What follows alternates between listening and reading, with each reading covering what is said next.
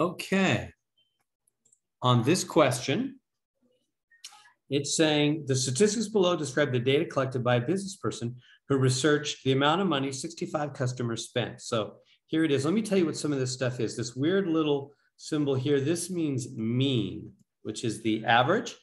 It's a Greek, I know it looks like a U, but it's really a Greek, it's a Greek M. Sort of looks like an M if you kind of look at it like that, you know, and it's called mu, like almost like a cow, moo, mu. Anyway, it stands for mean. So it's going to come up a lot in the class. It's a Greek M, even though it looks like a U, it stands for mean, average, okay? And now we're also referring, and then, well, let me do this one. That little circle weird thing, which looks like a 0, is really a Greek S called sigma. And I'm not going to quiz you the name, but whatever. And it stands for standard deviation. So it's a Greek S standing for standard deviation. Okay. So here we go now. So now they're going to say a sample of 10 receipts. What is the best prediction for the number of these receipts that were less than $24.96? So there were 64 receipts altogether. So this business collected 64 receipts after a day, let's say a business. And then here's like the average amount of money people spent. Now, median is another kind of average found a little, they're basically both averages. They're both different ways of finding the middle. I'm not going to get into all that right now. There's other questions that get into how they're similar and different, but basically they're both different ways of finding the middle, mean and median. So so the average customer spent somewhere around $24.96 or $27.52, you know, around that was the average amount of money the customer spent.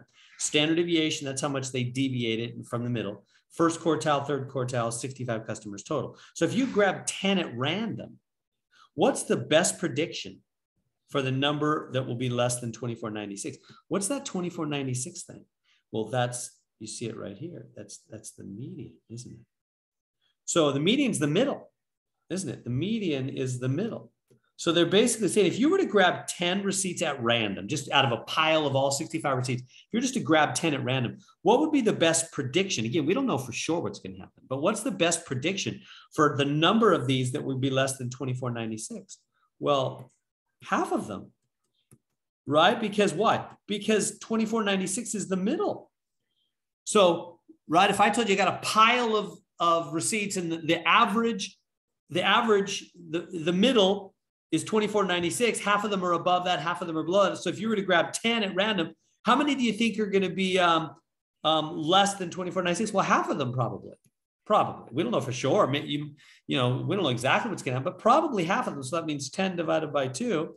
In other words, 5 of them. Probably the best prediction is that 5 of them probably will be lower than the average. They're just testing if we understand that the median is the middle, so probably half of them will be below the middle.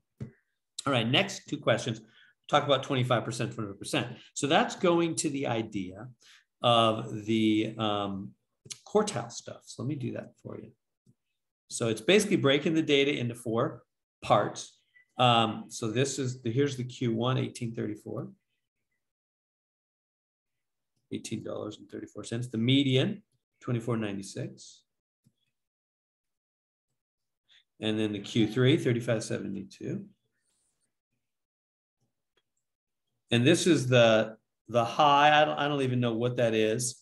And this is the low. I don't even know what that is. I don't know what the lowest receipt was. I don't know what the highest receipt was. And I really don't care. All I know, this is the Q1, this is the Q3, and this is the median, the middle. And 25% of all the receipts are in each of these sections. That's what Q1, Q2, a median, and Q3 mean.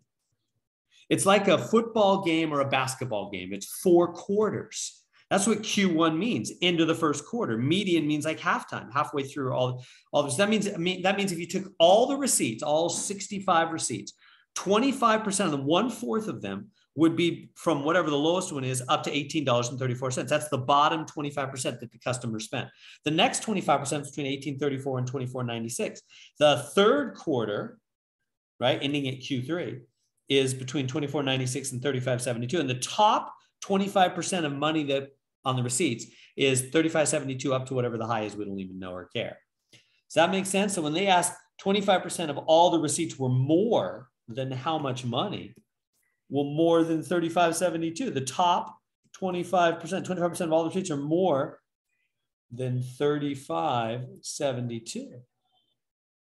And next question, 25% of all the receipts were less than what? Less than 1834. That's the bottom. So 25% of all the receipts are less than 1834, aren't they? Okay. Next question. What percent of all the receipts were between 1834 and 3572? 1834 is right here. 35, what percent? 25 and 25. These add up. They total 50%. Oops, putting it in the wrong spot, aren't I? 50. They've already got the percent word there, so you don't have to put in the symbol. 50%. Does that make sense? Because that's the two middle sections, 1834 to 3572, 25% and 25%, 50% total. All right, what is the population standard deviation? Well, that's right here, standard deviation, it's that 634. Boom. So it's that. They're just making sure we know. That's what that funny looking little Greek S is. Final question.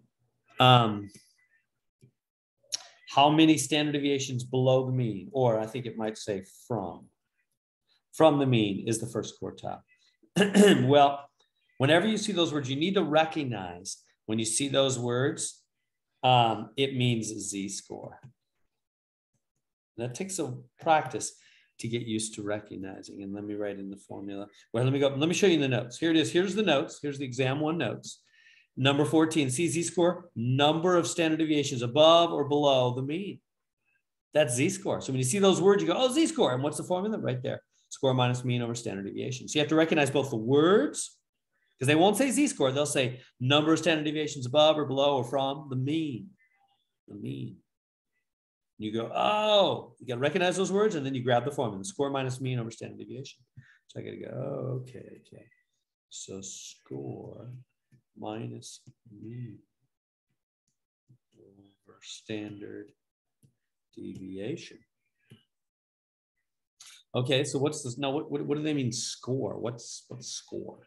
Well, it says first quartile. So the score is the Q1. What's the Q1 right there? 1834 minus. Now the mean, careful. It's so easy to grab the meaning. Actually, I made this video the first time and I accidentally grabbed the meaning. It's so easy that, watch out, it's mean, not median. Those are so similar. Got to go back up to this number, the 2752. Watch out. So easy to make that mistake. Mean, not median. Mean, not median. They're both the middle in different ways. And again, I'm not going to get into all that right now. Standard deviation, well, we just got that in the last question, 634. All right, subtract those on your handy dandy calculator. Let me see, I just did 8 minus, I get minus, what did I get? Minus 9.18. It's negative, right? Over 6.34. Divide that, I get minus 1.448 rounded to 3 decimal places. And so there we go.